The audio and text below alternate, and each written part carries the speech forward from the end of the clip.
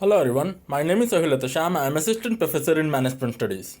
Welcome to my 24th lecture on the subject Management Process and Organizational Behavior. In today's lecture, we will be discussing on the topic Centralization and Decentralization with a diagram. We will also discuss the concept of delegation of authority in a formal organization. In this, we will discuss the meaning, definition, advantages, and elements of delegation of authority. Let's start with the topic in detail. Coming towards the meaning and definition of centralization and decentralization. The first, centralization. The meaning of centralization. The retention of powers and authority with respect to planning and decisions with top level management is known as centralization.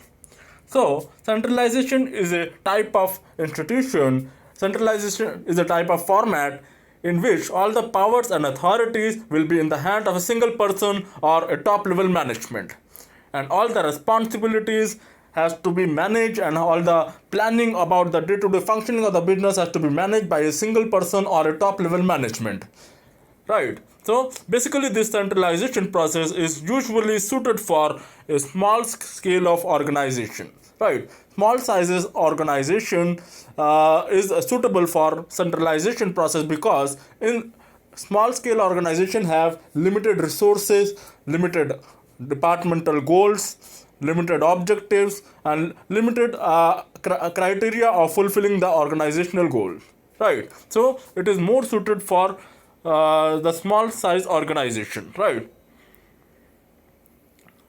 Coming toward the definition by Henry Fayol, centralization means that top management returns most of the decision making authority. So, all the decision making authority will be in the hand of a single person who will be the owner of the business, and he is responsible for making powers and making authorities of the organization of his business and have to implement these powers and authorities in his organization for day-to-day functioning in the right way, right? So this is all about centralization. Coming toward the next, decentralization. The meaning of decentralization. The dissemination of authority, responsibility by top level management to middle or low level management in an organization, right? So here decentralization refers to the division or diversification of the authority and responsibility to lower levels, right? Maybe middle level or lower level management, right? So here we all know that there are three levels of management: top, middle, and low level, right? Here in decentralization, the top level management will disperse of the authority and responsibility to the middle level and to the lower level of staff members, right? Whereas in centralization, all the powers and responsibilities, all the authorities are on the hands of the top level management itself, right? So this is all about the decentralization process and criteria, right?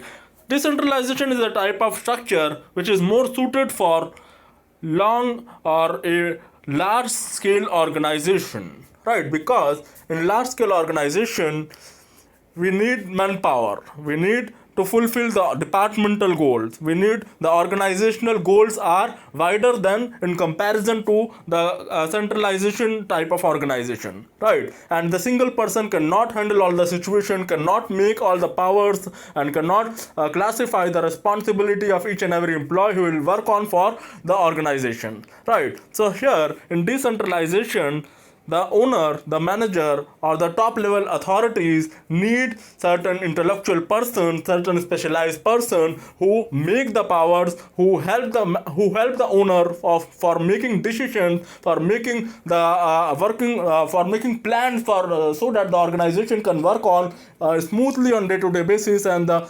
organization can achieve the departmental goals and can achieve the organizational objective as a whole, right? So it is more suited for large size organizational structure, right? And basically decentralization is the extension of delegation process.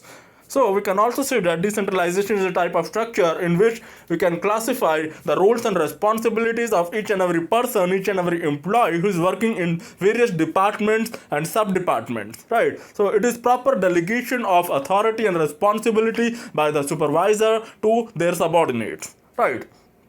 Coming towards the definition of decentralization, which is given by Allen, decentralization refers to the systematic effort to delegate to the lowest level of authority, except that which can only be exercised at central point.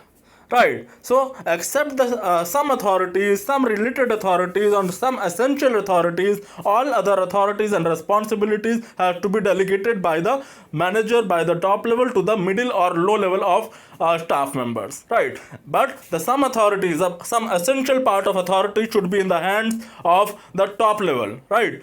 Authorities like decision making of the policies, procedures, and the functioning of the organization, right? So this is the main authority that should be in the hands of the top level, the owner, the shareholders, the board of directors, right? So here in decentralization, it is dispersal of authority and responsibility in such a manner, in such a systematic manner, that the people who are working for the organization must know their do's and don'ts, must know their responsibility and accountability towards the organization, and can work on for a long run, and can work on for achievement of departmental goals and for achievement of organizational objective as well, right? So the main difference between centralization and decentralization is in centralization, all the authorities and powers will be in the single hand, and the single person is responsible for making powers, authority, responsible for all the working in the organization, right? Whereas in decentralization, the authority and responsibility will be delegated to the subordinates in a systematic manner, right? And some basic and some important authority and responsibility will be in the hands of top level management itself, right? And this is the main difference between centralization and decentralization as a whole, right? Coming forward, delegation. What is delegation of authority? Meaning, definition, and advantages. Coming toward the meaning of delegation, delegation of authority is basically a process which a manager follow for assigning the tasks and duties to their subordinate, right? So basically, delegation is the effectiveness and efficiency of the intellectual manager, departmental manager, of notifying, of delegating, of providing or assigning the task to the subordinate in a systematic manner according to their capacity of the subordinate, according to the expectation, and according to the skills of the subordinate in the organization, right? So the manager must know the departmental subordinates' skills, the specialization, the qualification the qualification and the ability of the subordinate, and have to work on and have to delegate the authority and responsibility in such a manner that the subordinate will get satisfied after getting the work and can accomplish the departmental goals in the right way, right? So it is basically, delegation is basically dividing and dispersal of the task to the subordinates in a systematic manner, right? And granted them the requisite authority to accomplish the job assigned, right? When we assign some certain work for accomplishment of a particular task in the organization by the subordinate, then the subordinate must also get certain authority so that the subordinate can perform the activities by a systematic manner and without any hurdles, right? So there must be dispersal of authority as well for performing the work in the right manner, right? If we want our employee to work on the right basis and achieve the departmental goal, then we also have to provide them certain authority so that he can accomplish the departmental goal, he can accomplish the provided delegated task in the right and systematic manner within the time limit, right? It is the ability of the manager to share his burden with others, right? Here, the departmental manager will share the burden of work with the help of the subordinate which are recruited by the organization for performing of the day-to-day functioning of the organization and for achieving the departmental goals as well, right? So here the manager will reduce his burden of work with the help of the subordinates, right? Coming towards the definition of delegation of authority, according to Louis A. Allen, delegation is a dynamic of management. Right? So, it is a dynamic of management. It is the process of a manager follows in dividing the work assigned to him so that he performs that part of which only he, because of his unique organizational placement, can perform efficiently and that he can get other to help him with what remains, right? So this is the definition which is given by Louis A. Allen to delegation of authority. So basically, as we discussed, delegation basically is the process of dividing and classifying the work and and providing and assigning the work to the subordinate in a systematic manner by the direct supervisor, right? Coming towards the various advantages, or we can also say it as benefits of delegation of authority in a formal organization. The first advantage or benefit is basis of effective functioning, right? For effective departmental functioning by the subordinate in the organization, there must be proper delegation of authority and there must be proper delegation of work in a systematic manner, right? By keeping in view the subordinate skills, the subordinate efficiency and effectiveness towards the work and the intellect of the subordinate, this work has to be properly delegated by the manager, by the supervisor, right? The manager has to analyze that what are the capacities of their subordinate and have to assign the work in such a manner so that the subordinate can perform the work in a systematic manner, right? So it improves the efficiency and functioning of the departments, right? Next point, reduction of work burden of the chief executive, right? If the manager or the supervisor effectively delegate the work, effectively transfer his duties, effectively transfer the task to his subordinate, then it will decrease the burden which are assigned to him by the top level management, right? So basically delegation is based on the reduction of the burden from the top level to the downward, the middle or low level of management, right? So it decrease the burden of the management, decrease the burden of the manager, because the manager is delegating and making the subordinate responsible and accountable for performing the work in the organization and fulfilling the tasks which are assigned to them in a systematic manner, right? Third benefit, efficient running of branches, right? We all know the complete business is known as a system. Suppose this circle, this is a system, this is the complete business, and all the various departments in the system are known as subsystem, right? We have already discussed this particular topic in one of my previous lecture, the system and subsystem, right? So again here I want to revise that concept.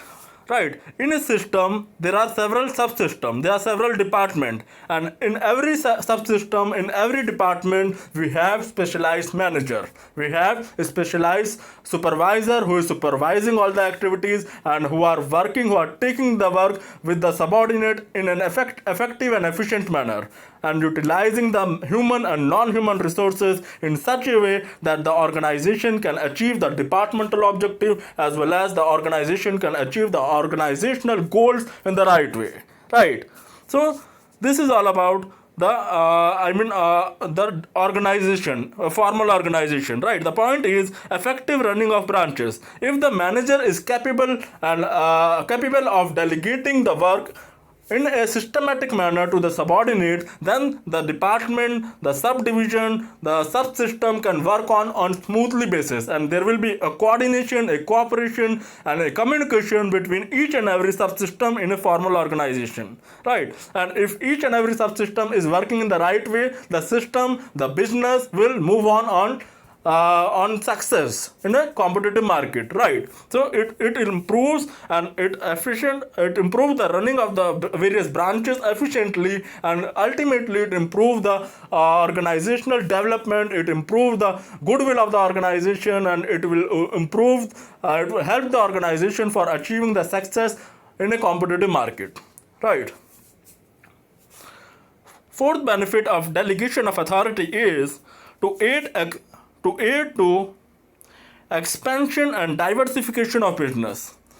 If the manager is properly delegating his work toward the subordinate, and the subordinate is performing the work in the right way, and the department can achieve the departmental goals, so that the organization can achieve the organizational objective in the right way, then it helps the organization to move on to success and earn more and more profit by increasing the productivity, right? It helps the organization for diversification of business, expansion of business, right? So it helps, proper delegation helps the organization to diversify himself and to make the organization to achieve the organizational departmental goals and objectives, right? The last benefit which I have mentioned here is aid to employee development. If the manager or the supervisor, right, if the manager delegates the work to the subordinate as per the area of interest of the subordinate, as per the specialization, as per the educational qualification, as per the experiences that the subordinate has been worked for a particular work in the last previous years in the organization, then it will develop and it will boost the knowledge of the employee, the subordinate, and it will also increase the efficiency level of the employees who are working for the particular task in an organization for a long run, right? So there must be proper delegation of authority by the supervisor to the subordinate, right? So this is all about the meaning, definition, and advantages of delegation of authority in a formal organization. Moving forward, here you can see the delegation elements of delegation of authority. There are basic three elements which I have shown here. Element like authority, responsibility, and accountability. Now, coming towards the authority. What is authority? Authority is related to powers or rights of the individual, which gives to providing the orders, making decisions, and enforce obedience, right? For achievement of organizational goals, we need to fulfill the organizational objectives, right? Organizational goals should be fulfilled, organizational objectives should be fulfilled, there must be proper assignment of the task, and there must be proper fulfillment of the task in a systematic manner, right? Or for performing the work in day-to-day activities in a systematic manner, we need to manage the authority, responsibility, and accountability. We have to understand what is the meaning of authority, responsibility, and accountability. Authority is related to powers by which the people in the organization can take the work with the subordinate, right? With the help of powers, with the help of making decisions, with the help of enforcing the obedience of the supervisor, right? It is related to right to command to the subordinate by their superior, which anyways always move or flow from top to bottom, right?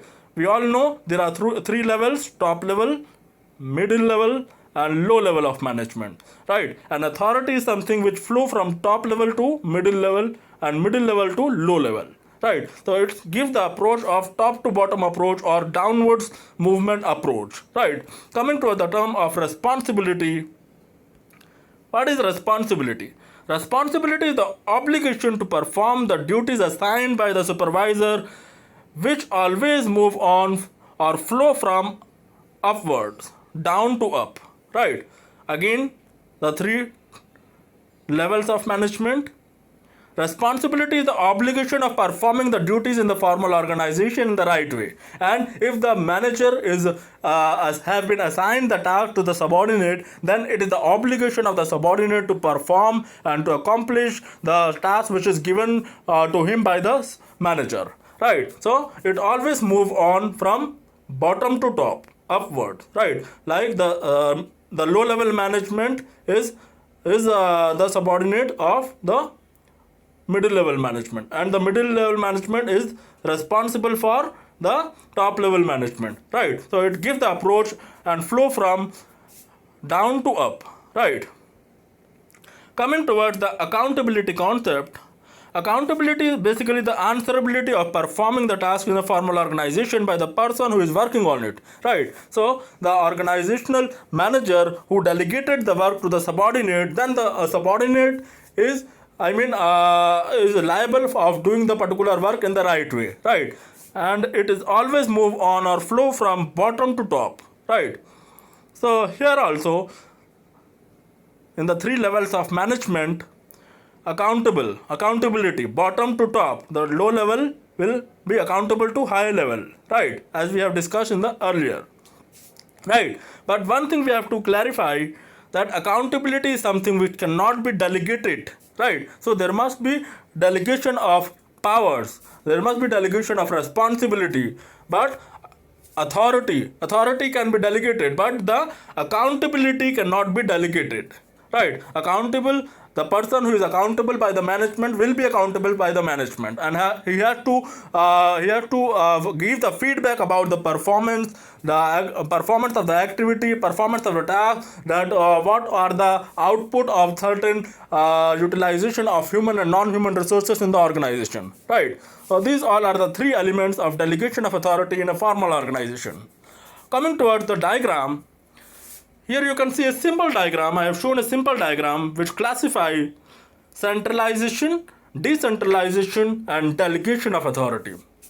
This point at top level is said to be the centralization. Centralization, we all know now that centralization is something which is related to a single person is responsible and accountable, and single person is having all the powers and responsibilities for the organization, and it is basically suited for the small scale organizational structure, right? It is centralization.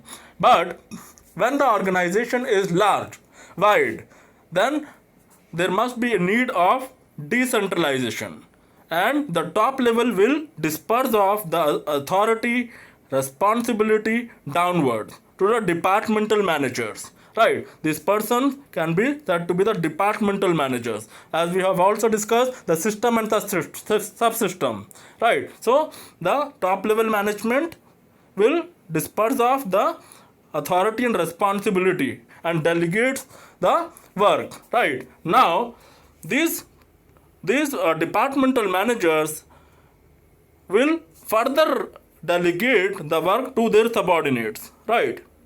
This may be marketing manager, accounts manager, and HR manager, or all departmental manager are effectively delegating their work in a systematic manner to the subordinate, so that the departmental goals can be achieved. And when the departmental goals can be achieved, we can achieve the overall objective of the organization, right? Overall objective of the organization is earning of profit by productivity, by providing right quality of product and services in the market, right? And departmental goals are many, right? Accounts management goal is for clarifying and for making a smooth liquidity process in the business. Marketing department goals is to providing the right technique or right strategy of advertisement or sales promotion, this type of strategies. HR department specialization and HR department departmental goals will be on the basis of providing training, providing right quality of manpower to the organization, right? So there are many departmental goals which has to be fulfilled so that we can reach the organizational objective as a whole, right? It is not possible for the organization that if the organization is unsuccessful in achieving the organizational departmental goals, an organization can reach the organizational objective. So it is not possible. So first the organization and the manpower who are working at the organization have to achieve the departmental goals, and when the organization will achieve the departmental goals, then the organization can reach the organizational objective, right? So this is all about the concept of centralization, decentralization, and delegation of authority in a formal organizational structure. Hope you have understood my lecture. For more related videos, do like, share, and subscribe my channel. Have a nice day. Thank you so much.